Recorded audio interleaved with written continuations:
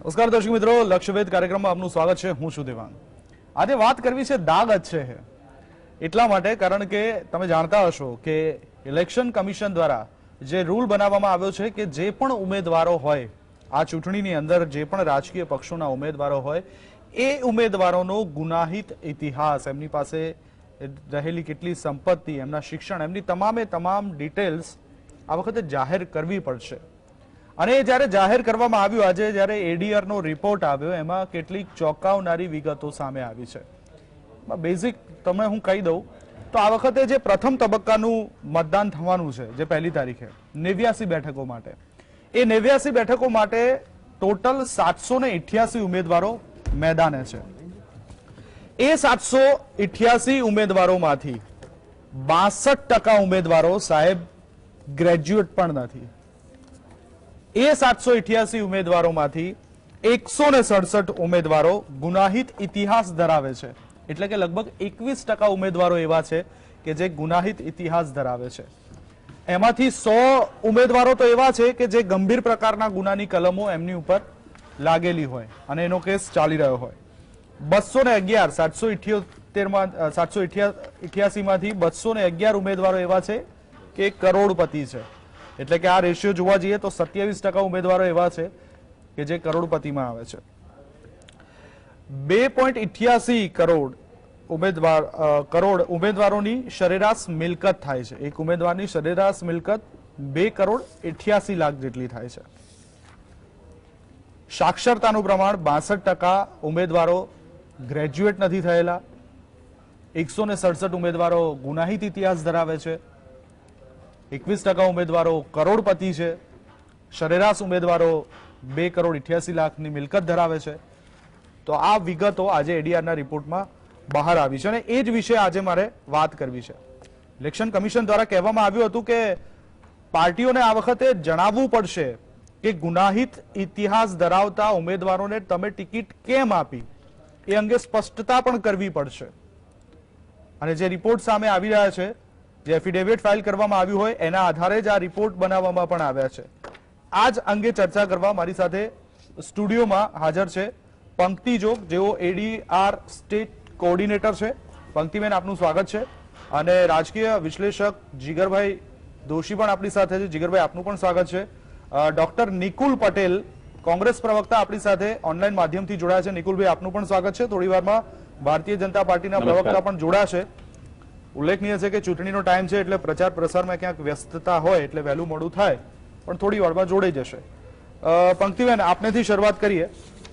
જે રિપોર્ટ્સ આવી રહ્યા છે, આ રિપોર્ટ્સના આધારે આ વખતે ઉમેદવારોના પર્સનલ ડિટેલ ડિક્લેર કરવી જરૂરી છે અને આ એક નિયમ છે. પણ સાથે સાથે એવું પણ કહેવામાં આવ્યું છે કે જે લોકો ગુનાહિત ઇતિહાસ ધરાવે છે તો પાર્ટી એ પણ કહેવું પડશે કે આવા ઉમેદવારોને કેમ નક્કી કરે. અને આઈડીઆર નો રિપોર્ટ શું કહે છે? જી બિલકુલ. 2018માં સુપ્રીમ કોર્ટનો પહેલો ચુકાદો કે જેમાં એમને એવું કીધું કે પક્ષોને કે તમે અને ઉમેદવારોને કે તમે જે પણ દાગી ઉમેદવારોને એટલે કે કેસીસ હોય એવા ઉમેદવારોને જો તમે એ રાખો તો તમે એને ડિક્લેર કરો એવું કીધું. 2020માં એક આગળ સ્ટેપ નાખીને એવું કીધું કે હવે તમે ડિક્લેર કરો એટલે 3 વખત ઉમેદવાર ડિક્લેર કરશે ચૂંટણી સુધી. એનું ટાઈમ ટેબલ સીઈઓ નક્કી કર્યું છે. પાર્ટી પોતે ડિક્લેર કરશે છાપામાં અને ટીવીમાં અને એમની સોશિયલ મીડિયા એટલે કે ફેસબુક અને ટ્વિટર ઉપર, અને સીઈઓને પણ એનો એક અહેવાલ આપશે. એટલે જુદા જુદા ફોર્મ પણ નક્કી કર્યા અને એમાં ખાસ એ કીધું કે તમે આ ઉમેદવારને કેમ પસંદ કર્યા, આ પાર્ટીએ કહેવાનું રહેશે. બીજું કે આની સામે તમને સ્વચ્છ છબીવાળા ઉમેદવાર નથી મળ્યા, એનું કારણ શું.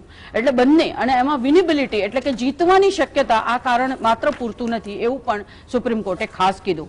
હવે સુપ્રીમ કોર્ટના આ ગાઈડલાઇન્સ એટલે આ ડાયરેક્શન્સ ઉપરથી ઈસીઆઈના જે ગાઈડલાઇન્સ છે ચૂંટણી પંચના, એના મુજબ આજે આપણે પહેલા તબક્કાની વાત કરીએ તો મોટાભાગના ઉમેદવારોએ હજી સુધી એમનું ડિક્લેરેશન જે ટાઈમ ટેબલ હતું એના મુજબ કરેલું નથી. આ વખતે દાગી ઉમેદવારો પણ આવ્યા એટલે આ અપેક્ષા એવી હતી કે જ્યારે આટલું આ કહે છે સુપ્રીમ કોર્ટ ત્યારે ઓછા આવશે એવું હતું કે નહીં આવે એવું હતું, પણ આવ્યા અને એ વધ્યા છે પણ ખરા કેટલાક કિસ્સાઓમાં. એટલે આ ગંભીરતા પક્ષોની કેટલી છે ક્રિમિનાલિટી રાજકારણની અંદર ઓછી કરવા માટે, એ પણ એક ચિંતાની બાબત છે. બિલકુલ. એટલે નિયમ બનાવવામાં આવ્યો છે પણ રાજકીય પક્ષો હજુ પણ, તમે જે મેં આંકડા તમને જણાવ્યા એ પ્રમાણે ગુનાહિત ઇતિહાસ ધરાવતા ઉમેદવારોને ટિકિટ આપવામાં આવી છે. દર્શક મિત્રો, આપને જણાવી દઉં કે ભારતીય જનતા પાર્ટીમાંથી જે આપણે 89 બેઠકની જ વાત કરીએ છીએ, પહેલા તબક્કાનું જ્યાં ઇલેક્શન છે ત્યાં, એ 89 બેઠકમાં એટલે કે ભાજપના 89 ઉમેદવારોમાંથી 14 ઉમેદવારો સામે ગુના દાખલ છે. કોંગ્રેસના પણ 89 ઉમેદવારોમાંથી 32 ઉમેદવારો સામે ગુના દાખલ છે અને આપના 88 ઉમેદવારોમાંથી 32 ઉમેદવારો સામે ગુના દાખલ છે. બીટીપીના 14 ઉમેદવારોમાંથી 4 ઉમેદવાર સામે ગુના દાખલ છે. હવે આમાંથી પણ પાછા ગંભીર ગુનાવાળા કેટલા, તો હું તમને કહું કે ભાજપના જે 89 ઉમેદવારો છે એમાંથી 89 માંથી જે 14 ઉમેદવારો સામે ગુના દાખલ થયેલા છે એ 14 માંથી 11 જણા એવા છે કે જેની સામે ગંભીર પ્રકારના ગુના નોંધવામાં આવ્યા હોય. એવી જ રીતે કોંગ્રેસના જે 89 માંથી 31 ઉમેદવારો એવા છે કે જેની સામે ગુના નોંધવામાં આવ્યા છે, પણ એ 31 માંથી પણ પાછા 18 એવા છે, 18 ઉમેદવારો કે જેની સામે ગંભીર પ્રકારના ગુના એટલે કે જે ગુનાની અંદર 5 વર્ષ કે એની કરતા વધારેની સજા થતી હોય જો ગુનો સાબિત થાય તો, એવા પ્રકારના ગુનાની કલમો એમની ઉપર લાગેલી છે. અને એવી જ રીતે આપ પાર્ટી એટલે કે આમ આદમી પાર્ટીના પણ જો જોઈએ તો 32 ઉમેદવારો સામે જે ગુના દાખલ છે એ 32 માંથી 26 જણા સામે ગંભીર પ્રકારના ગુના દાખલ થયેલા છે. તો ડોક્ટર કમલેશ રાજગોર પણ આપણી સાથે જોડાઈ ચુક્યા છે ભારતીય જનતા પાર્ટીમાંથી. કમલેશભાઈ, આપનું પણ સ્વાગત છે. પહેલા પંક્તિબેનને પૂછ્યું અને આજે રિપોર્ટ છે, આ નિયમ બનાવવામાં આવ્યો છે કે જાહેર કરવા પડશે કમલેશભાઈ, તો એવી તો કઈ મજબૂરી રહી છે ભારતીય જનતા પાર્ટીમાંથી કે 14 જેની ઉપર કેસ નોંધાયેલા છે, જે દાગી કહી શકાય, એક દાગ લાગેલો છે, એવા ઉમેદવારોને કેમ પસંદ કરવામાં આવે અને એનું ક્લેરિફિકેશન કેમ દેવામાં નથી આવ્યું હજુ સુધી? ચોક્કસ, જો ક્લેરિફિકેશન જે બી છે એ 2017ની ચૂંટણીમાં પણ મેં આ બેનનો જે સર્વે હતો એ લઈને આવ્યા હતા અને ડિબેટ આપણે કરેલી હતી કદાચ, મને ખ્યાલ છે ત્યાં સુધી. અને એનો વિષય જે આવ્યો, આ આખી જે ચર્ચા તમે લઈને બેઠા છો સાહેબ, એ રાજનૈતિક ચર્ચા ઓછી છે.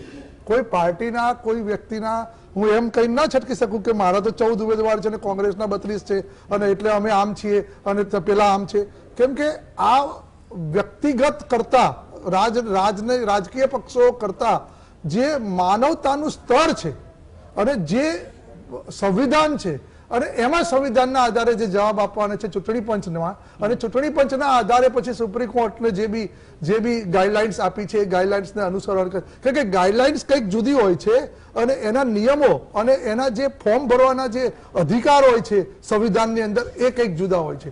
ગાઈડલાઇન્સ કદાચ કોઈ પણ માણસ કોઈ પણ વ્યક્તિ આપી શકે કે આ ગાઈડલાઇન્સ પ્રમાણે તમારે ચાલવું પડે, એટલે માનવતાના સ્તરની અંદર ગાઈડલાઇન્સ બહુ જ આવશ્યકતા હોય છે. પરંતુ એ જ પ્રમાણે જ બધા જ વસ્તુ ચાલતી હોય છે. એવું નથી હોતું કે અમુક અધિકાર, માનવ અધિકાર મળતો હોય, અમુક બીજો અધિકાર મળતો હોય, એ રીતે ચૂંટણી પંચની અંદર પણ ક્યાંક ને ક્યાંક જે નિયમો હોય એમાં જે અધિકાર પ્રાપ્ત થતા હોય એ રીતે ઉમેદવારો નક્કી થતા હોય છે. ભારતીય જનતા પાર્ટીની જ્યારે ઉમેદવારની નક્કી કરવાની વાત આવી છે ત્યારે હું ચોક્કસ એવું માનું છું કે આ જે એડીઆરનો રિપોર્ટ આવ્યો છે એના અનુસંધાનમાં ગઈ વખત પણ એમણે આત્મચિંતન કર્યું હતું અને મંથન કર્યું હતું.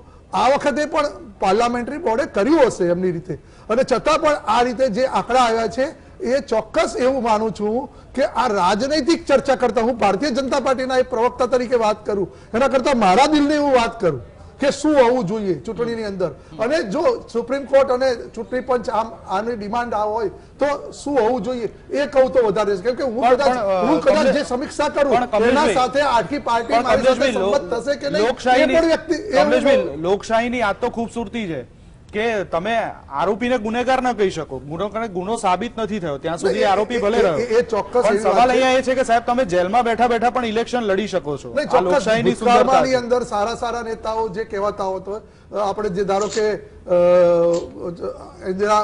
આપણે ઇમરજન્સી આવી ત્યારે ઇમરજન્સીની અંદર ઘણા જ નેતાઓ જેલમાં રહીને પોતે ચૂંટણી લડ્યા હતા અને જીત્યા હતા પણ લોકોનું સમર્થન પણ મળ્યું હતું. પણ હવે એવું કહેવાય છે કે જે પણ ગંભીર ગુના હોય એમાં 2 વર્ષથી વધારે સજા હોય તો પછી એના અમુક વર્ષ સુધી ચૂંટણી નથી લડી શકતા. આ પણ નિયમો અંદર આવ્યા છે. એટલે ગંભીર ગુનાઓની સામે ચોક્કસ ક્યાંક ને ક્યાંક એને એ પુરાવા સાથે નિર્દોષ પણ છૂટવું પડતું હોય છે. એટલે 14 ઉમેદવારો જો ભારતીય જનતા પાર્ટીનો સમય એવો છે કે નેતા ચાલુ પદ નેતા હોય, મંત્રી પદ ભોગવતા હોય ને જેલમાં મસ્ત મસાજ કરાવતા હોય, મસ્ત રેસ્ટોરન્ટમાંથી એટલે હું એ જ જમવા કહું છું કે આવતું હું હોય. એટલે મારી પાર્ટીને અત્યારે અહીંયા આગળ માત્ર સારી સારી ચિત્રી દઉં અને બીજાની એ કરું તો એ આ અત્યારે એઝ એ પાર્ટીની જે તંદુરસ્ત ચર્ચા હશે એમાં કદાચ પણ કમલેશજી, બેસશે પણ નહીં. એક એટલે મારો હું એવું basic- ચોક્કસ માનું છું એક બેઝિક સવાલ કે તમે તમારા દિલની વાત કીધી કે ચલો ભારતીય જનતા પાર્ટીના પ્રવક્તા નહીં પણ એક દિલની વાત, પણ એ હવે પ્રવક્તા તરીકે મને એક જવાબ અને આપો ચોક્કસ પ્રવક્તા કે તરીકે આ 14 ઉમેદવારો ને કેમ પસંદ કર્યા નહીં, 14 એનું ક્લેરિફિકેશન આપવું વારંવાર જરૂરી છે જ્યારે એટલે કહું debate થતી છું. હોય છે ત્યારે સમાજ ભારતીય કાર્ય જનતા એવું પાર્ટીના આપ્યું પ્રવક્તા તરીકે હું સ્પષ્ટ કહું છું કે જ્યારે પણ ઉમેદવારો કોઈ પણ પાર્ટી નક્કી કરતી હોય છે એમાં આદરણીય અમિતભાઈએ સ્પષ્ટ કીધું હતું જ્યારે ઉમેદવારી નક્કી કરતા હતા ત્યારે કે ભાઈ પહેલા તો એક વ્યક્તિ કોઈ પણ વ્યક્તિ ઉમેદવારી કરે છે અથવા તો ઉમેદવારી ભારતીય જનતા પાર્ટી પાસે ડિમાન્ડ માંગે છે ત્યારે એ જોવામાં આવે છે કે એ જીતી શકે એમ છે કે નહીં, નંબર એક. અચ્છા. અને બીજો ક્રાઇટેરિયા જીત્યા પછી જે પ્રજાની 5 વર્ષ અપેક્ષાઓ છે પોતાના વિસ્તારની એ પરિપૂર્ણ કરી શકે છે કે નહીં. એટલે આ બે ક્રાઇટેરિયાના આધારે જ ચૂંટણી પંચની જે ગાઈડલાઇન્સ હશે એના સમકક્ષ બેસતો હોય અને એમને આધારે ક્યાંક ને ક્યાંક સંવિધાનની અંદર પણ એમને હક મળતો હોય તો એમને ચૂંટણીના ઉમેદવાર તરીકે ભારતીય જનતા પાર્ટી પસંદ કરતી હોય છે. અને આ તો આવનારા કેવી વલી, આ તો કેવી વલી, આવનારા જે- દિવસોની અંદર જે પણ ઉમેદવારો સામે ચલો, જે પણ- આક્ષેપો થયા હોય એ એમને આક્ષેપોમાંથી નિર્દોષ રીતે બહાર નીકળવું પડે અથવા તો એ તો એમના કાયદાકીય કાયદાકીય રીતે જે કાયદાકીય પણ પ્રક્રિયા કામગીરી છે. એ તો કરવાની હોય કરવી પડતી હોય છે. કાયદાનું કામ કરશે. ચલો પંક્તિબેન, એક તમારું શોર્ટમાં હા, લઈને એટલે હું હું એક્ઝેક્ટલી એ સીધું જ- કહું છું કે 2018માં સુપ્રીમ કોર્ટે જે ડાયરેક્શન આપ્યા એમાં ચોખ્ખું કીધું કે વિનેબિલિટી જીતવાની શક્યતા આ કારણ તમારું ન હોઈ શકે. તમારે કહેવું પડે કે બીજા સ્વચ્છ છબીવાળા ઉમેદવાર તમારા પાર્ટીની અંદર, હું બધા પાર્ટીની વાત કરું છું, તમારા પાર્ટીની અંદર તમને કેમ મળ્યા નથી અને એના સરખામણીમાં તમને આ વ્યક્તિને કેમ પસંદ કર્યા. મોટાભાગનામાં કારણો એવા બતાવ્યા છે એમને કે અમને સમાજ કાર્ય બહુ સારું કર્યું છે. હવે આ થોડુંક વિરોધાભાસી લાગે છે કે આમના ઉપર આટલા સિરિયસ ગુનાઓ હોય, કેટલાક તો મહિલાઓ સામેના ગુના છે, આપણે આખું હા, list 9 બહાર પાડ્યું જેટલી છે. મહિલાઓ છે. બરાબર. અને એમે આપણે સામે એમ કહીએ કે એમનું સમાજ કાર્ય બહુ સારું છે. આ પ્રકારના કારણો જે છે એ માત્ર મને એવું લાગે છે કે ક્યાંક એટલે સુપ્રીમ કોર્ટની પણ અવહેલના છે કે આપણે માનતા નથી એવી વાત છે. અને તમામ પક્ષોએ બિલકુલ સાચી હવે વાત છે. આના ઉપર અરે ગંભીરતાથી લેવું સમાજ જોઈએ. કાર્ય કે જીતી જશે એટલા માટે અમે એમને પસંદ કર્યા, તો આ કારણ વેલિડ નથી ગણાતું અને સામે કાયદાએ પણ ના પાડી છે કે આ વેલિડ કારણ નહીં ગણાય.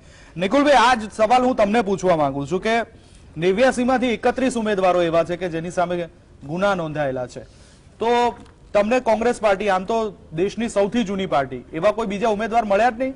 31 બીજા મળી શકતા હતા. જ્યારે બી ચૂંટણીની વાત આવે અને ચૂંટણી પંચ એક સ્વાયત્ત સંસ્થા છે અને એણે ગાઈડલાઈનો બહાર પાડી છે અને એ ગાઈડલાઈન થકી કોઈ બી નાગરિક ભારત દેશનો હોય એ ચૂંટણી લડી શકે છે. અને જ્યારે ભારતીય રાષ્ટ્રીય કોંગ્રેસની વાત આવે તો જે ચૂંટણીમાં કોણ લડશે ઉમેદવાર એનું જે ચયન પ્રક્રિયા છે એના ભાગરૂપે કોંગ્રેસને એવું લાગ્યું કે આ બધા ઉમેદવારોને શું કહેવાય કે મેન્ડેટ આપવાથી એ લોકો ત્યાંના જે લોક પ્રતિનિધિ સારી રીતે પ્રતિનિધિત્વ કરે છે અને એના ભાગરૂપે જ જ્યારે એમને મેન્ડેટ આપવામાં આવ્યું છે અને ચૂંટણી પંચના જે બી ગાઈડલાઈન છે એ બધા જ અનુસરીને એમાં જે બી રિક્વાયરમેન્ટ છે એ બધા જ ફૂલફિલ કરીએ છીએ. હવે જયારે એ લોકો પોતે ચૂંટણી લડી રહ્યા છે તો ત્યાંના પ્રજાના દરબારની અંદર હવે આ પ્રશ્ન છે કે એ લોકોને જીતાડવા કે ના જીતાડવા, કારણ કે અલ્ટિમેટલી આપણે જોઈએ તો લોકશાહીની અંદર પ્રજાતંત્રની અંદર પ્રજા જ સૌથી મોટો જજ હોય છે અને પ્રજા જ સૌથી મોટી ના ના સ્વાયત્ત સંસ્થા છે. નિકુલભાઈ, એ વાત ઉપર તમે બચાવ ન કરી શકો. આપણે એવા પણ ભૂતકાળમાં દાખલા જોયા છે કે જેલની અંદર બેઠેલા નેતાઓ પણ પ્રચાર પ્રસાર કર્યા વગર જીતેલા છે. એટલે પ્રજાએ શિરમોર માથે ચડાવ્યા અને જીતી ગયા, એ વસ્તુ અલગ છે. તો પછી પાર્ટીની જવાબદારી શું થાય? પાર્ટીની કોઈ જવાબદારી જ નહીં. પાર્ટીની જવાબદારી સંપૂર્ણપણે છે કે જ્યારે બી લોકશાહીની અંદર સરકાર બને અને સરકાર જ્યારે બન્યા પછી લો એન્ડ ઓર્ડર ને જે મેન્ટેન કરવાનું છે, લોકોની સુખાકારી માટે કામ કરવાનું છે, તો એ પ્રતિનિધિ દ્વારા પ્રજા હિત સુધી કેવી રીતના એ કામો પહોંચાડવાની એની જવાબદારી સંયુક્તપણે છે સરકાર. સરકાર એટલે કોણ? તો કે પ્રજાતંત્રમાં લોકો થકી ચૂંટાયેલા જે વિધાનસભામાં 182 પૈકી મેજોરિટી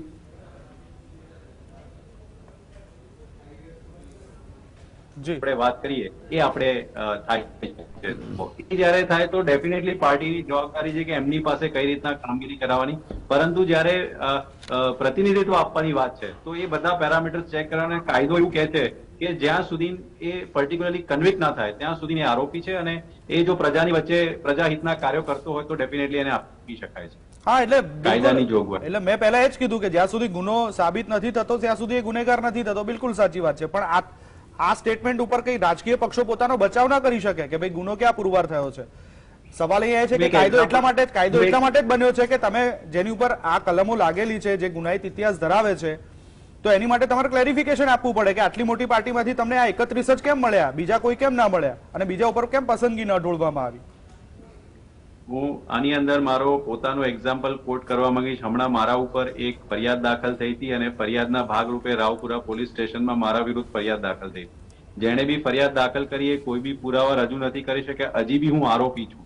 તો એવા ઘણી વખત એવું હોય છે કે ફરિયાદો ઊભી થઈ જાય છે ને એના ભાગરૂપે કોઈ નિર્દોષને બી, એટલે એ બધું કોર્ટનો મેટર છે. કોર્ટની અંદર જ્યાં સુધી એ પ્રૂવ નહીં થતું ત્યાં સુધી એ આરોપી જ રહે છે. અને એ બધા જ આપણા કોર્ટના લો ની અંદર છે જોગવાઈઓ.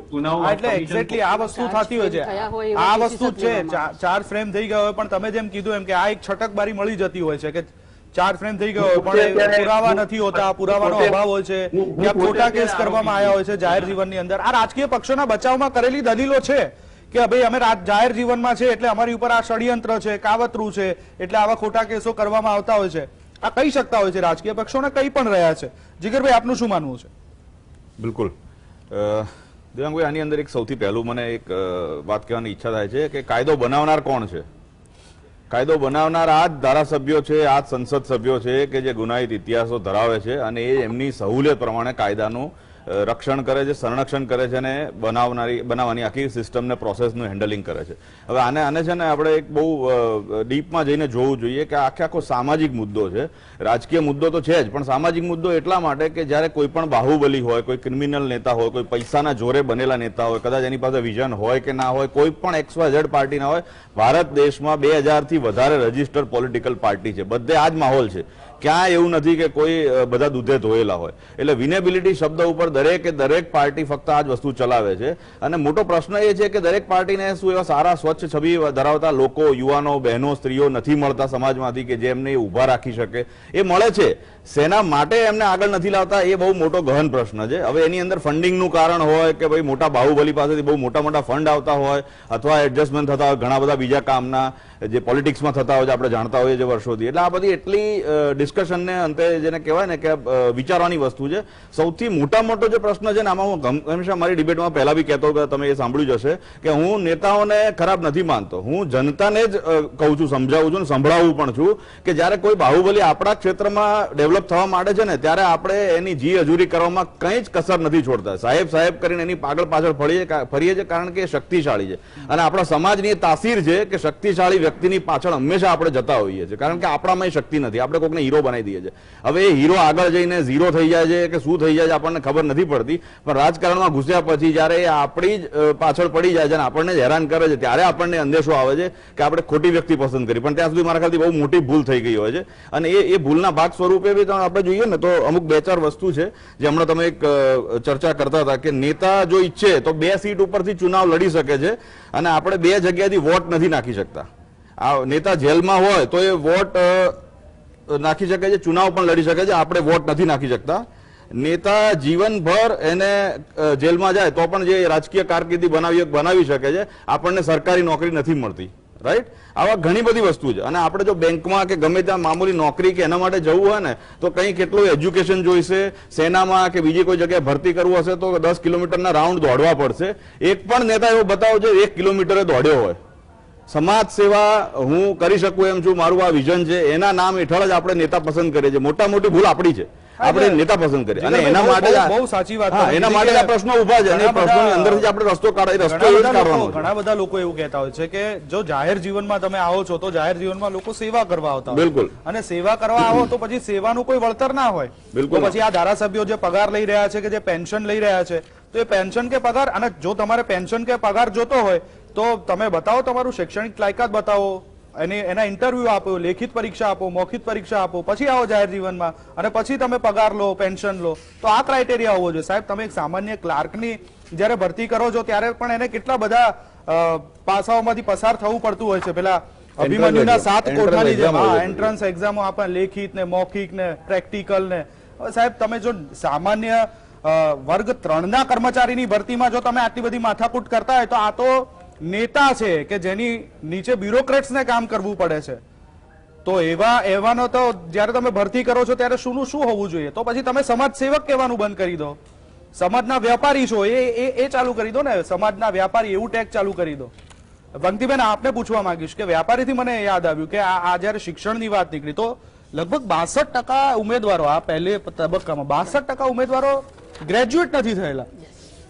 એનું શું કારણ એ લોકોએ બતાવવામાં આવ્યું છે? અને ના, એટલે આમાં તો કોઈ કારણ નથી બતાવવામાં આવતું, કેમ કે આમાં નિરક્ષર હોય તો પણ એ ચૂંટણી તો લડી શકે. એટલે પણ આ વખતે આ બહુ વધારે છે. બાકી પહેલા નિરક્ષરમાં 2 કે 3 એમ 5 નામો આવતા હતા, પણ આ વખતે બિલકુલ લખતા વાંચતા નથી આવડતું એવા પણ 37 જેટલા છે. માત્ર લખતા આવડે એવા છે. અને ગ્રેજ્યુએટની સંખ્યા તો ખૂબ જ ઓછી છે, 21 જેટલા ડિપ્લોમા હોલ્ડર છે. એટલે આ વાત સાચી છે કે વધુ ભણેલા લોકો આ ક્ષેત્રમાં આવતા નથી. આ એક એનું ચિત્ર જોઈ શકીએ. અને એડીઆર નું હમણાં એક અભ્યાસ એડીઆર કર્યો, આમાં 2 વાતો આવી. એક તો એવું આવ્યું કે જેટલા ઓછું ભણેલા હતા એમની સંપત્તિ વધુ હતી અને ક્રિમિનલ કેસીસની અંદર ઓછું ભણેલા લોકો વધારે હતા. આ આખું એક સમીકરણ જોવા મળ્યું કે વધારે કેસીસ એટલી પાસે વધારે એવરેજ સંપત્તિ, અને જે સિરિયસ કેસીસ હોય એમની પાસે એનાથી વધારે સંપત્તિ, અને જે સ્વચ્છ દાગી છબીવાળા હતા એમની પાસે ઓછી સંપત્તિ પણ એમનું ભણતર વધારે હતું. એટલે આ ભણતર ઓછું, ક્રિમિનાલિટી વધારે, પૈસા વધારે, અને કદાચ પૈસા વધારે, ક્રિમિનાલિટી વધારે એટલે જીતવાના ચાન્સીસ વધારે, એ 20% છે. એટલે જીતીને આવ્યા પછી ફરીથી ટિકિટ મળવાના ચાન્સીસ વધારે. એટલે ક્યાંક આખું આ વિષચક્ર બનતું જાય છે. અને એના માટે બધા પક્ષોએ ક્યાંક એ જીતવાની અને સત્તા મેળવવાની હોડમાંથી બહાર આવી અને આપણા રાજકારણને આપણે ક્યાં પહોંચાડ્યું છે એટલા વર્ષોમાં એવી રીતે બેસવું પડશે. અને એના માટે પોલિટિકલ રિફોર્મ્સ જોઈએ, જે પોલિટિકલ ઈચ્છા વગર નહીં થાય. દેવાંગભાઈ, બિલકુલ. એના માટે બધા પક્ષોએ સાથે બેસવું. નહીં, પણ પક્ષો કહેશે, અત્યારે પક્ષો કહે છે કે ભાઈ અમે તો એવા ઉમેદવાર લાવીશું કે જે ભણેલો ગણેલો હોય, લોકોની સમસ્યા સમજે એવો હોવો જોઈએ, પ્રેક્ટિકલ હોવો જોઈએ. પણ બેન, આમાં શું છે ખબર છે કે જ્યારે હાઈકમાન્ડ ટિકિટ વહેંચણીનું લિસ્ટ બનાવતું હોય ને ત્યારે જ્ઞાતિ જાતિનું સમીકરણ જોવાતું હોય છે. અને ત્યારે પછી આ બધા મુદ્દા ભૂલાઈ જતા હોય છે કે કોની માથે કેટલા કેસ છે, કે કોણ કેટલું ભણેલો છે, આ બધું ભૂલાઈ જતું હોય છે. એ કઈ જ્ઞાતિમાંથી આવે છે અને એ કયા વિસ્તારમાં કોનું કેટલું પ્રભુત્વ છે, બસ આ 2 વસ્તુ ધ્યાને લેવાતી હોય છે. એટલે આ લોકશાહી માટે ખૂબ ખતરારૂપ છે. કમલેશભાઈ, મારે આ જ પૂછવું છે તમને કે આ ક્રાઇટેરિયા શા માટે? વાતો બધી મોટી થશે, ઇલેક્શન પતશે ને એટલે પછી બધી ડાઈ વાતો આવશે. નહીં, ડાઈ વાતો કરવાનો વિષય નથી અને આ ચર્ચાનો પણ વિષય નથી. હું એમ કહું છું કે પંક્તિબેને જે બી અત્યારે જે આખો વિષય લઈને એડીઆરના સિલેક્શન કરીને આવ્યા છે, ચોક્કસ એ આવકારદાયક છે અને લોકો એજ્યુકેટેડ પર્સન હશે એને ગમશે, સાંભળવું પણ ગમશે. પણ જીગરભાઈએ જેમ કીધું ને કે જ્યારે મતદાન કરવા જાય છે ત્યારે એ વિષય નથી જોતા. અને હું કદાચ કોંગ્રેસના મિત્ર સાથે એ વાતે પણ સંમત થઉં છું કે પોલિટિકલી જે કામ કરતા હોય છે એ લોકોને ક્યાંક ને ક્યાંક જે ગંભીર ગુનાઓ કહેવાય છે ને એ કલમો પણ એ લોકોને એ જગ્યાએ ધારે કે ગુનો થયો હોય ત્યાં હાજર ન હોય છતાં પણ એમની કલમ એમની ઉમેરી દેવામાં આવતી હોય છે. કેમ કે ઘણીવાર એવા કિસ્સા હોય છે કે જેની અંદર જે 3-4 નામો આપવાના હોય એમાં આવા રાજકીય આગેવાન હોય અને ક્યાંક કંઈક એમને રાજકીય રીતે એમને રાજકારણની અંદર આડે આવતા હોય તો એ લોકોના નામ આપીને સીધો જ અને પછી બોલો ને એ તો સાબિત કરવાનું તો એમને થશે ને કે નિર્દોષ છે કે નહીં. એટલે એવું પણ થતું હોય છે રાજકારણની પરિભાષાની અંદર આજથી 50 વર્ષ પહેલા, અને જ્યારે અત્યારે પણ કદાચ થોડા વર્ષ પહેલા એવું કહેવાતું હતું કે ભાઈ ગરીબોની વાતો કરતા કરતા પોતાને અમીર થઈ જવું એનું નામ રાજકારણ. અને એમ કરતા કરતા અત્યારે રાજકારણનું અધોપતન થઈ ગયું. અને ચોક્કસ હું એવું માનું છું કે ભારતીય જનતા પાર્ટી કઈ ગૌરવ લેવા જેવી વાત નથી, પરંતુ એ વાત તો ચોક્કસ છે કે આ પણ જે પણ ઉમેદવારો હોય છે એ જ ઉમેદવારો પ્રજાના હિતના કામ કરતા કરતા ક્યાંક પણ કંઈ પણ જુદું કરે તો એને મોવડી મંડળ અને મોવડી મંડળથી ઉપર જે પણ અમારા આપણા શિસ્તત નેતાઓ છે એના ઉપર ધ્યાન રાખતા હોય છે. અને ક્યાંક ને ક્યાંક એમના જો એ કસૂરવાર પુરવાર થાય તો જે કાયદેસરની કાર્યવાહી કરીને પછી આગળ જે પણ સ્ટેપ લેવાના હોય છે એ ભારતીય જનતા પાર્ટી કરતી હોય છે. બીજી પાર્ટી શું કરે છે એ મને ખબર નથી. બીજી પાર્ટી તો આવી જ વાતો કરતા હોય છે સાહેબ. જેલમાં જે લોકો અત્યારે મસાજ કરાવી રહ્યા છે, જેલમાં 5 સ્ટાર ભોજન લઈ રહ્યા છે, એ વિષય બી છે. રાજકીય ચર્ચા કરવાનો આ વિષય નથી. જે પણ વાત રાજકીય કીધી ચર્ચા, છે કમલેશભાઈ, એના સાથે હું પૂરેપૂરો સંમત રાજકીય થઉં છું. ચર્ચા કરવી અને પણ ન હું જોઈએ. એવું પણ માનું છું, રાજકીય ચર્ચા થવી પણ ન જોઈએ, હું કારણ કે એવું પણ ગંભીર માનું મુદ્દો છું છે અને આ કે ગંભીર માત્ર મુદ્દા અને ઉપર માત્ર ચર્ચા થવી જોઈએ. ચૂંટણીની અંદર કમલેશભાઈ, તમે એવું કહો છો આવું છું કે ફરી અભણ વ્યક્તિઓ ફરી પાછું આવું છું, સારું કારણ કામ કે ન કરી ગંભીર મુદ્દા શકે. ઉપર એવું ચર્ચા નથી થઈ રહી છે. હોતું. અભણ વ્યક્તિઓ પ્રજાના પણ સારું કામ કરી પ્રજાના શકતા હોય. પ્રશ્નો ઉપર ચર્ચા થઈ રહી છે, એટલે રાજકીય મુદ્દે તો ચર્ચા થવી જ ન જોઈએ અને લોકોને સાચી માહિતી પણ મળવી જોઈએ. અને કાયદા છે આપણા દેશની અંદર, કાયદાનું પાલન કેટલું થાય છે અને રાજકીય પક્ષો કેટલા કાયદાનું પાલન કરે છે, એ ચિત્તાર આપણે સામે મૂકવો છે. પરંતુ હાલ સમય થયો છે એક બ્રેકનો, મળી એક શોર્ટ બ્રેક બાદ ફરી એકવાર આપનું સ્વાગત છે. દાગ અચ્છે હે. આ દાગ એટલા માટે સારા લાગે છે કારણ કે આ દાગ સામે કોઈ બોલનાર નથી.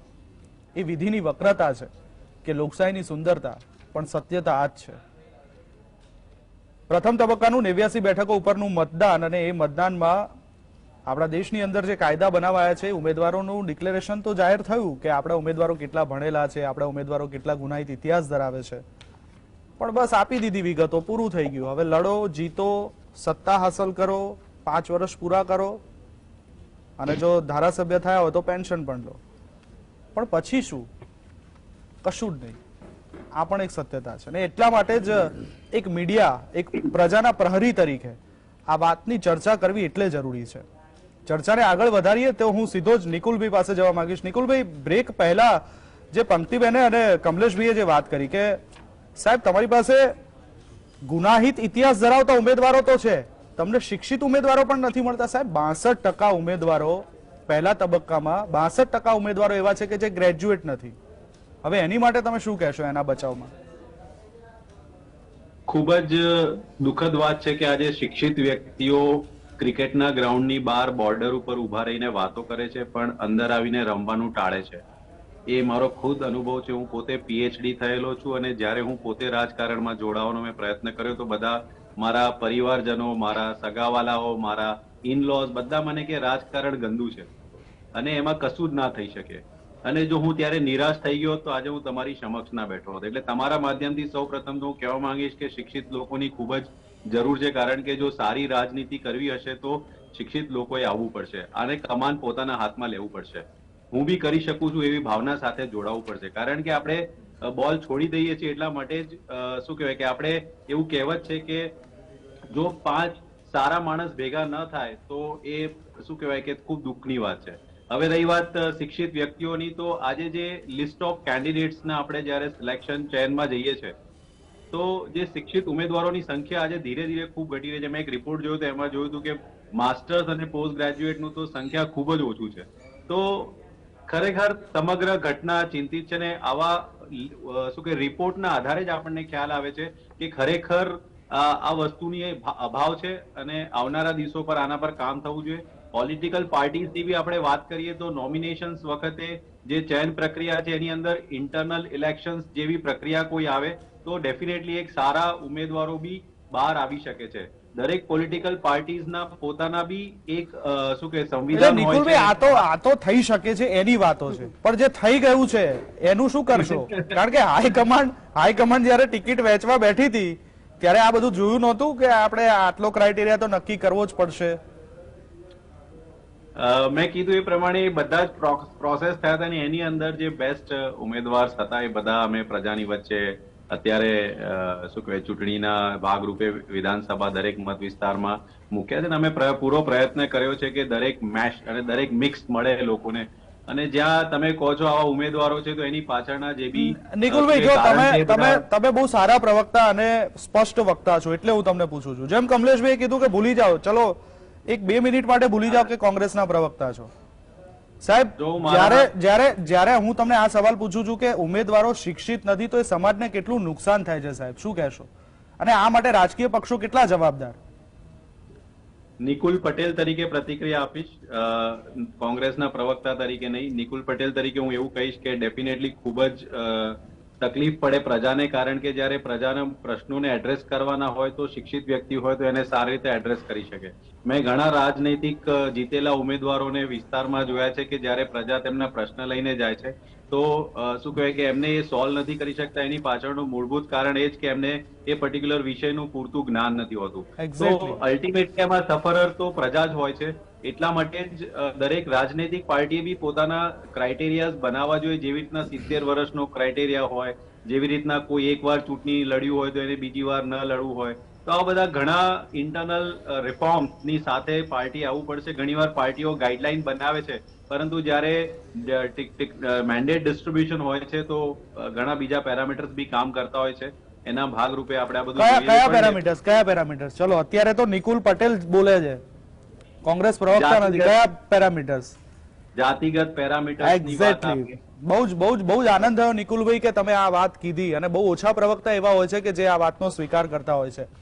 કારણ કે રાજકારણની અંદર હંમેશા છે ને એવું કહેવાતું હોય છે, પ્રવક્તાઓ તો ડાયસ ઉપર બેસીને કે ઓનલાઈન જોડેને મોટી મોટી વાતો કરીને જતા રહેતા હોય છે કે ના અમારી પાર્ટી તો વિચારધારા આમ છે, અમે તો પાર્ટી આમ કરીએ છીએ, આમ કરી નાખીએ છીએ, અમે તો જાતિગત વિચારતા નથી, પરિવારવાદને અમારે કોઈ લેવા દેવા નથી. આ બધી મોટી સરસ વાતો કરે છે, પણ છેલ્લે એના અંદરમાં તો જાતિવાદ રહેલો જ છે. એ નિકુલ પટેલ પણ માને છે, એ કમલેશભાઈ પણ માને છે, અને આ બે પ્રવક્તાઓની આ વાસ્તવિકતા છે, સ્પષ્ટતા છે, મોટું હૃદય રાખીને આ સ્વીકારી રહ્યા છે. અને એટલે જ આ ડિબેટની મજા છે જીએસટીવીના મંચ ઉપર, કારણ કે ડિબેટ કરવા પૂરતી આપણે ડિબેટ નથી કરતા. જે વિષય લઈએ છીએ એ વિષયની ગંભીરતાને સમજીએ છીએ, એના મૂળ સુધી પહોંચીએ છીએ, અને એના સમાધાન સુધી પણ આપણે સરકારને દેખાડીએ છીએ કે ભાઈ આ થઈ શકે એવું છે. બહુ સાચી વાત નિકુલજી, બહુ. અને આવા જ રહેજો, હું તો એવું કહું છું કે આવા સ્પષ્ટ વક્તા જ રહેજો. ભલે કોંગ્રેસ તમને પ્રવક્તામાં રાખે કે ના રાખે, ટિકિટ આપે કે ના રાખે, પણ આ સ્પષ્ટ બોલવું એ તો જીવનનો એક ઉદ્દેશ રાખવો જ જોઈએ. પંક્તિબેન આપની પાસે આવું, પછી હું જીગરભાઈ પાસે જઉં કે જે ડેટા પણ સામે આવી રહ્યા છે કે રેડ એલર્ટ મતક્ષેત્રોની સંખ્યા પણ વધી રહી છે, જે રિપોર્ટ સામે આવી રહ્યા છે એ જોતા, અને ફાસ્ટ ટ્રેક કોર્ટ બનાવવાની વાતો હતી 2014 થી, એ અંગે પણ હજુ સુધી કોઈ કામ નથી થયા. કેમ નથી થયા? શું જવાબ? એટલે બે વાત આવે. વારે ઘડીએ જે પણ દાગી ઉમેદવારો છે એવું કહેતા હોય છે કે ભાઈ મારા ઉપર તો ખોટા કેસીસ થયા, પોલિટિકલ અદાવત રાખી. 2014 થી સુપ્રીમ કોર્ટે કીધેલું છે કે આ ફાસ્ટ ટ્રેક કોર્ટની ગઠન કરો, અને આ જે કેસીસ છે એ કેસીસને વહેલી તકે 6 મહિનાની અંદર એનો નિકાલ લાવો. 2018માં પણ ફરી કીધું, વખતો વખત લો કમિશનના ગાઈડલાઇન્સમાં હોય કે સુપ્રીમ કોર્ટના જુદા જુદા ચાલતા કેસીસમાં હોય આ આવે છે. કયા કારણસર પાર્ટી અને બાકીના પક્ષો રૂલિંગ પાર્ટી ઉપર આ દબાણ નથી લાવી શકતા કે ફાસ્ટ ટ્રેક કોર્ટ માટે પૈસા ફળવાય અને ફાસ્ટ ટ્રેક કોર્ટ આવે, અને આ જો કેસીસ ખોટા છે, સાચા છે, શું છે, તો એનો નિકાલ આવે. આ એ પણ નથી કરતા, એટલે એની ઈચ્છા શક્તિ નથી એ પણ દેખાય છે. બીજું બહુ જ અગત્યની વાત, જ્યારે જોઈએ ત્યારે મતદારો ઉપર આ બધો ટોપલો ધોળવામાં આવે છે કે મતદારો એમને પસંદ કરે છે એટલે અમે આવું પીરસીએ છીએ, એ મતદારોને જેવું જોઈએ એવું અમે કરીએ છીએ. પણ આ દિવસે દિવસે આપણી ત્યાં અત્યારે આપણે જોઈએ તો 28% ક્ષેત્રો છે, મતક્ષેત્રો આપણા અત્યારે ફર્સ્ટ ફેઝમાંથી, કે જેમાં તમે જુઓ તો 4, 5, 6, 7 સુધી કેન્ડિડેટ જે ફર્સ્ટ હરોળના આપણે કહી શકીએ એ બધા જ ઉપર કેસીસ છે. તો મતદારો પાસે કોઈ ચોઇસ રહે છે ખરી આ પછી? અને આ એકે ઉતાર્યો એટલે મારે પણ એની સામે એવા જ દબંગ ઉતારવાના, આવી હોડ જેવી જે લાગી રહી છે, અને એની ટકાવારી વધતી જાય છે. અમે તો 2017 અને એના પહેલા આવેલું લોકસભા ઇલેક્શન, પછી 2017 પછી બાય ઇલેક્શન, અને અત્યારે એનું 4માં જ તો ટ્રેક કરીએ તો અમને ટકાવારી વધતા વધતા 28% ઉપર પહોંચી છે. તો આપણે એવું થશે કે આવનારા દિવસોમાં 50% આપણા કોન્સ્ટિટ્યુએન્સી એવા હશે કે જેમાં બધા એવા જ પ્રકારના લોકો હશે. એટલે આપણે કેવી એક પરંપરા નાખતા જઈએ છીએ, બધા પક્ષોએ આના માટે પણ ખૂબ વિચારવું જોઈએ. ના, પરંપરા બનાવે છે કોણ? એટલે સવાલ અહીંયા જીગરભાઈ એ જ થઈ રહ્યો છે કે રાજકીય પક્ષો પોતે સ્વચ્છ હોવાનું ને વિચારધારા સારી હોવાની વાતો કરે છે, પણ જ્યારે ઇલેક્શન ડિક્લેર થતું હોય કે ઉમેદવારની પસંદગી નહીં સાહેબ. તમે જોજો કે જે પક્ષ જીતશે એ પક્ષ પોતાના કયા નેતાઓને મંત્રી પદું આપવું, કયા નિગમોમાં કોને ચેરમેન બનાવવા, સાહેબ આ બધી બાબતોમાં જાતિવાદ જોવામાં આવતો હોય છે. કેમ આવું? અને આમાં એક મુદ્દો એડ કરીશ કે બહેનોને, જો આપણે પંચાયતની અંદર 50% બહેનોને કર્યું, ક્યાંક આપણે કહીએ છીએ કે ટોકનિઝમ છે, પણ જગ્યા તો છે. આજે આપણે જોઈએ છે 9% બહેનો, 6% બહેનો તમે ઉમેદવારી આપો છો, અને આંકડા એડીઆરના આંકડા સ્પષ્ટ બતાવે છે કે મહિલા ઉમેદવારો જેમના ઉપર ક્રિમિનલ કેસીસ હોય એ, અને પુરુષ ઉમેદવારો જેના ઉપર ક્રિમિનલ કેસીસ હોય એમાં 3 ગણો ફેર હોય છે. તો જો દરેક પક્ષ નક્કી કરે કે વધુ મહિલાઓને સ્થાન આપવામાં આવશે તો પણ ક્રિમિનાલિટી ઘટશે, પણ એના માટે પહેલા સ્થાન તો આપી દેવું પડે ને, પછી બહેનો આગળ આવશે. તમે એમ કહો કે ટોકનિઝમ થશે એટલે મહિલા સશક્તિકરણની વાતો થાય છે, પણ એ મહિલા સશક્તિકરણ ખરા અર્થમાં કેમ નથી કરતા? બિલકુલ સાચી વાત છે પંક્તિબેન. જીગરભાઈ આનો પણ જવાબ હું તમારી પાસે લેવા માંગુ છું. ચોક્કસ. બંને વસ્તુની ઉપર થોડું ક્લેરિફિકેશન કરું. એડીઆરનો એક રિપોર્ટ છે જે મેં વાંચ્યો, એમાં 788 જે ટોટલ ઉમેદવારો છે ફર્સ્ટ ફેઝમાં મારા ખ્યાલથી, એમાં 711 પુરુષ ઉમેદવાર છે, 69 જ મહિલા ઉમેદવાર છે, 69. If I am not wrong, જે મેં વાંચ્યું. એટલે મારા ખ્યાલથી એ પર્સન્ટેજની દ્રષ્ટિએ જોવા જઈએ ને તો 10% 9.5% રેન્જમાં થયું. એટલે મહિલા સશક્તિકરણની ખાલી વાતો છે બધી પાર્ટીઓ માટે કાગળ ઉપર, હકીકતમાં કોઈ નથી કર્યું એ બી ફેક્ટ છે અને આપણને સામે જ દેખાય છે. એટલે વાતો કરવી આસાન છે, એના ઉપર અમલીકરણ કરવું ખરેખર કોઈ પાર્ટી ઈચ્છતી નથી, આ દેખાય છે પહેલી વાત. બીજી વાત, જે જાતિગત સમીકરણ છે એ આપણા દેશ માટે વર્ષોથી, હજારો વર્ષોથી આ ચાલે છે. એટલે એને પોલિટિકલ પાર્ટી કોઈ એટલી વિલફુલ નથી, એની પાસે એટલી આંતરિક શક્તિ તાકાત નથી કોઈ પણ લીડર પાસે કે આ જાતિગત જે આખો સમાજની સિસ્ટમ છે એને ધરમૂળથી ઉખાડીને કંઈક નવી વસ્તુ લાવે. આ તમે ઘણી વખત આપણે જોતા હોય છે ને કે તમારે કોઈની પાસેથી એમના ભગવાન છીનવી લેશો તો એ તમને ભગવાન બનાવી દેશે. આપણે એકાદ પિક્ચરમાં આવું કંઈક જોયેલું હતું. એટલે મારા ખ્યાલથી જાતિગત સિસ્ટમ છે એ આપણા સમાજનો એક હિસ્સો જે ભાગ છે. આપણે હવે મેક્સિમમ કરી શું શકીએ એક મતદાર તરીકે કે એક રાજનીતિક પાર્ટી તરીકે કે એટલીસ્ટ એવા શિક્ષિત અને ભણેલા ગણેલા અથવા વિઝનરી લોકોને આપણે ચોક્કસ લાવી શકીએ કે જે લોકો આપણા સમાજ માટે સારું કરી શકે. અધરવાઇઝ જેમ જેમ ક્રિમિનલ લોકો વધશે એમ કેવું છે કે એ લોકો પોતાના જ દ્રષ્ટિકોણથી અથવા પોતાના જ ફાયદામાં નિર્ણયો લેવાના, અને ધારાસભા જેને કહેવાય ને એમ ધારાસભાની મિનિંગનો એ છે કે એના લક્ષીને કાયદા બનાવવાના શરૂ કરશે. સ્ટેપ બાય સ્ટેપ છેલ્લે એ સ્ટેજ આવી જશે કે જ્યારે આપણી પાસે શ્વાસ લેવાનો ટાઈમ નહીં હોય અને આપણે ગાંડાની જેમ દોડતા હોઈશું અને નેતાઓ પોતાની મજામાં હશે. એટલે પ્રશ્ન ત્યાં છે કે જ્યારે હું ઘણી મારી ડિબેટમાં કહું છું કે 5,000 પાવરફુલ લોકો 140 કરોડ લોકો પર રાજ કરે છે, તો હવે 140 કરોડ લોકો શું કરે છે? એટલે હું વાંક તમારો જ કાઢું છું કાયમ, 5,000 લોકોનો નથી કાઢતો. 5,000 લોકો તો મજા જ કરે છે, વર્ષોથી કરે છે અને એમની પેઢીઓ તરી ગઈ. પણ 140 કરોડ લોકો બેઠા છે, અસંગઠિત છે, હિંમત વગરના છે અને જે ચાલે છે ચલાવી લે છે. એટલે બેને એક વાત કરીને કે 7 ઉમેદવારો ગુનાહિત પ્રવૃત્તિના છે. એટલે ભાઈ લોકો છેલ્લે શું વિચારે? જે સૌથી ઓછો ચોર હોય એ આપણો નેતા. આ ધારાધોરણ છે, આ ધારાધોરણ ના જ હોવું જોઈએ, બહુ સ્વાભાવિક વાત છે. અને દેવાંગભાઈ એક વસ્તુ બહુ ધ્યાનથી કહું, તમે એને થોડું ડીપલી સ્ટડી અથવા રિસર્ચ કરશો તમને એનો આઈડિયા આવશે. આ આખી સિસ્ટમમાં રાજનેતા અથવા જે છે કે રાજનીતિ અંદર લોકો, આવા લોકો જ કેમ પડે છે એની પાછળનું એક બહુ મોટું કારણ છે એ છે જેટલી આખી આર્થિક ક્ષમતા અથવા શક્તિ હોય છે દેશની અને ટેક્સ પેટે જે પૈસા આવતા હોય છે એ આખી જે સિસ્ટમ છે ને આ એક ફાઇનાન્શિયલ સિસ્ટમ ઉપર કંટ્રોલ લેવાની વાત છે. રાજનીતિ વસ્તુ ફક્ત ધાર્મિક કે સામાજિક કે એના ઉપર નથી હોતું કે ના કોઈ ભાવનાત્મક, આ બધા મુદ્દાની ઉપર એક હોય છે કે આર્થિક જે આખી ક્ષમતા છે આખા દેશની એની અંદર કેવી રીતે ભાગ રાખવો, કેવી રીતે ભાગ પડાવો. તમે જો આ જેટલા ટેક્સ સ્વરૂપે પૈસા જાય છે, ચાહે કોઈ પણ ગવર્મેન્ટ હોય 1947 લઈને 2022 સુધી કોઈ પણ રાજ્યોની ગવર્મેન્ટ હોય, આપણે જે પૈસા ભરીએ છીએ ટેક્સ પેટેના એ તમામ પૈસાના જે વહીવટો કરે છે અથવા જે એડમિનિસ્ટ્રેશન કરે છે, નેતાઓ કરે છે. એને કયા ખાતામાં કઈ ફાળવણી કરવી, કયા લોકોને માટે કઈ સ્કીમો કાઢવી, એ બધું આ નેતાઓ નક્કી કરે છે. હવે એની અંદર કેટલા ભ્રષ્ટાચાર આટલા વર્ષોથી થાય છે, આટલા હજારો કરોડો અરબો રૂપિયાની આપણે જોઈએ જ છે. એટલે સૌથી મોટું રાજનીતિની અંદર લોકો કેમ દબંગ લોકો આકર્ષાય છે? કારણ કે એમને ખબર છે કે આમાં મારે ભાગ પડાવવો છે. અને સામાન્ય માણસ એટલે નથી જતો કારણ કે બિચારો વિકણ છે. એ તો જીગરભાઈ આપણને ખબર છે કે લોકો કઈ સેવા કરવા થોડી આવે છે. બિલકુલ બિલકુલ. હમણાં એવા માટે જ આવતા હોય છે. મારા ખ્યાલથી કોઈ અમેરિકાના કોઈ નેતાનું જ વચ્ચેનો એક કોટ છે 8-10 વર્ષ પહેલાનું, એ આવ્યા હતા હિન્દુસ્તાનમાં, ત્યારે એમણે કહ્યું કે ભાઈ મારો આ બિઝનેસ છે, એટલે હું મોટિવેશનલ સ્પીકર છું રાજનીતિની સાથે સાથે, તો હું આ વ્યવસાય કરું છું અને તમે શું કરો છો? તો આપણા કોઈક નેતાનું જ કદાચ એવું કઈ કોટ હતું 8-10 વર્ષ પહેલાનું કે હું તો રાજનીતિ જ કરું છું, એ જ મારો વ્યવસાય છે. હા બિલકુલ. એટલે એની અંદર વસ્તુ એ છે કે એ તો આપણે હવે જોવાનું છે ને. આપણે જો 25 આજે 28% બેને કીધું કે ક્રિમિનલ રેકોર્ડ વાળા છે, આવતી ચૂંટણીમાં 32% થશે, પછી 35 થશે, પછી 50% થશે અને મહિલાઓનું જે 9% આંકડો છે 4% પહોંચી જશે. તો આપણે જો નથી જાગતા તો પછી સ્વાભાવિક છે આપણે ભોગવવું પડશે. આ વસ્તુ આટલી જ છે જ્યાં સુધી આપણે નહીં સમજીએ. આજે મને એક વાતનો ચોક્કસ આનંદ છે કે બીજેપી કોંગ્રેસના બંને પ્રવક્તાઓ દિલ ખોલીને પોતે એક વ્યક્તિ તરીકે વાત કરી. કારણ કે કમલેશભાઈ સાહેબ બી મારા સારા મિત્ર છે, નિકુલભાઈ બી મારા સારા મિત્ર છે. એટલે મને એવું લાગ્યું કે આવા લોકો જો રાજનીતિમાં હશે ને પોલિટિકલ પાર્ટીમાં હશે તો કદાચ થોડી આશા છે, એવું હું ચોક્કસ માનું. પણ સવાલ એ જ છે ને કે કમલેશભાઈ અને નિકુલભાઈ જેવાને શું છે કે ટીવીમાં ડિબેટ માટે મોકલી દે છે, પ્રજાની સેવા કરવાની હોય કે પ્રજાના પ્રતિનિધિ થવાનું હોય ત્યાં પાર્ટી એમ કે છે કે ના થોડી રાહ જુઓ, એટલે એ પછી કોણીએ ચોટાડી દે છે. કમલેશભાઈ સાચી વાત? નહીં, ચોક્કસ પાર્ટીની અંદર ઘણી બધી મોટી જવાબદારી હોય છે ને ઘણા બધા બીજા કામ પણ હોય છે. હવે માત્ર ને માત્ર ચૂંટણી લડવી અને ધારાસભ્ય થવું અને પછી જ સેવા કરી શકીએ આવું માનનારા પણ ઘણા જુદા હોય છે. અને ઘણા લોકો એવું પણ વ્યક્તિગત માનતા હોય છે કે ગમે તે ક્ષેત્રમાં ક્યાં પણ બેઠા હોય પરંતુ પ્રજાની સેવા કરવી હોય તો કેવી સેવા થઈ શકતી હોય છે. હવે આ બે આખી ડિબેટની ચર્ચા ચાલી રહી છે ત્યારે હું 2-3 મુદ્દા જુદા ગણીશ.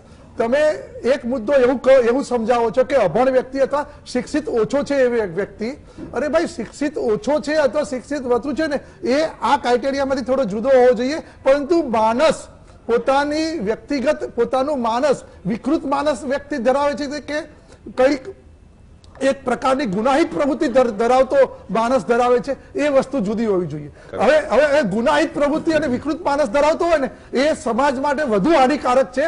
ધારો કે અભણ હોય તો અભણ હોય એટલે બધા અભણ હોય એટલે કે ભ્રષ્ટાચારી થઈ ગયા. ના, અભણ હોય તો ઘણા લોકો સમાજની સારી સેવા કરી શકતા હોય છે ભાઈ, એવું તો નથી હોતું. અને એ તો બંધારણીય હક છે કે ભણ્યા ન ભણ્યા, પરંતુ વ્યવહારની અંદર એ જોવાતું હોય છે કે સંકટ સમયમાં તમને કોણ મદદરૂપ થાય છે. 100% તમારી વાત સાથે સહમત કે ભાઈ ચલો એવું જરૂરી નથી કે ભણેલા ગણેલા ના હોય એટલે કઈ હેન્ડલ ના કરી શકે, પણ તમે જે વાત કરી ને કે વિકૃત માનસ ધરાવતા અને ગુનાહિત ઇતિહાસ ધરાવતા, એટલે મેં પંક્તિબેનને એ સવાલ કે રેડ એલર્ટ મત ક્ષેત્રો વધી રહ્યા છે તો શું કરવા વધી રહ્યા છે, એટલે મેં પંક્તિબેનને પૂછ્યું. ક્રેડિટ લેવા નથી માંગતો. જ્યારે બ્રેક થયો ત્યારે એક જ વાત કરું, બ્રેક થયો ત્યારે પંક્તિબેને મને જ કીધું કે તમારા જે પર્સન્ટેજ હતા એના કરતા ભારતીય જનતા પાર્ટીના આટલા પર્સન્ટેજ ઓછા થયા અને આ વખતે આટલા પર્સન્ટેજ ઓછા થઈને તમે લોકોએ 28 માંથી તમે 17 અને અમુક જગ્યાએ તો 12% તમે સુધી આવી ગયા. તો મેં કીધું એ ક્રેડિટેબલ ભારતીય જનતા પાર્ટી લે એવું હું માનવા તૈયાર નથી, કેમ કે 12% પણ છે જ તે.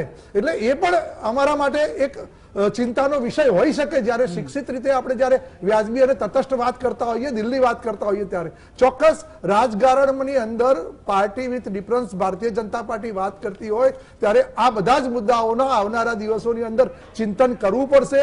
ભલે 28 માંથી 12% ગયા, પણ 12 માંથી 0 ટોલરન્સ પર જવા માટે પણ ભારતીય જનતા પાર્ટીએ અમે સંગઠનમાં કામ કરતા હોય એના માધ્યમથી ક્યાંક ને ક્યાંક આગળ વધવું પડશે. નિકુલભાઈ, તમે કઈક પ્રતિક્રિયા આપવા માંગતા હતા, એની સાથે એક સવાલ તમને પણ પૂછી લઉં કે આ જે કમલેશભાઈ વાત કરી એની સાથે જ જે પંક્તિબેનને પૂછ્યું કે રેડ એલર્ટ ક્ષેત્રવાળા મત ક્ષેત્રો વધી રહ્યા છે, આ ખતરાની ઘંટી છે સાહેબ, આ જોવું પડશે આગળના દિવસો. અત્યારે 28% થયા છે, નેક્સ્ટ ઇલેક્શનમાં ક્યાં જઈને પહોંચશે? મારી પ્રતિક્રિયા એ છે કે law makers must be law keepers and law followers. એટલે જે કાયદો બનાવનારા લોકો છે એને પ્રાથમિક કાયદાનું પાલન કરવું જોઈએ એવી જે ભાવના ઉદ્ભવવી જોઈએ, અને એ બધાએ ભેગા મળીને રિપ્રેઝેન્ટેટિવ ઓફ પીપલ્સ એક્ટ 1951 માં એમેન્ડમેન્ટ લાવીને એક લાઈન એડ કરવી જોઈએ કે હવે જો પ્રજાનું પ્રતિનિધિત્વ કરવું હશે તો ગ્રેજ્યુએશન મિનિમમ જરૂરી છે. તો જ આ દેશની અંદર ચૂંટણી પંચ એ કાયદાના ભાગ રૂપે એવું પોતાના ક્લોઝમાં લખી શકશે.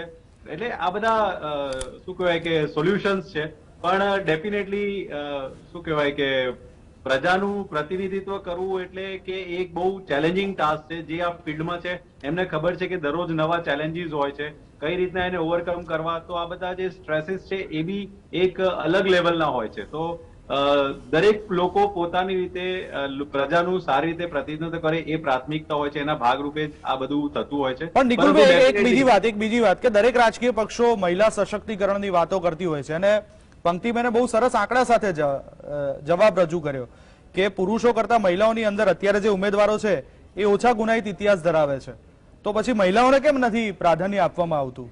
હું દરેક રાજકીય, હું કમલેશભાઈને પણ આ પૂછીશ તમને પૂછ્યા પછી, તો મહિલાઓને આપો ને પ્રાધાન્ય. એ ગુનાહિત ઇતિહાસ પણ નથી ધરાવતી, એ સારું સંચાલન કરી શકે છે, આપણે તો નાણાં પ્રધાન પણ છે અત્યારે. તો ખાલી વાતો જ કરવાની, મહિલા સશક્તિકરણની ટિકિટ આપવામાં આવે ત્યારે એને જ જોવાનું એવું? ના, એવું નથી. કોંગ્રેસ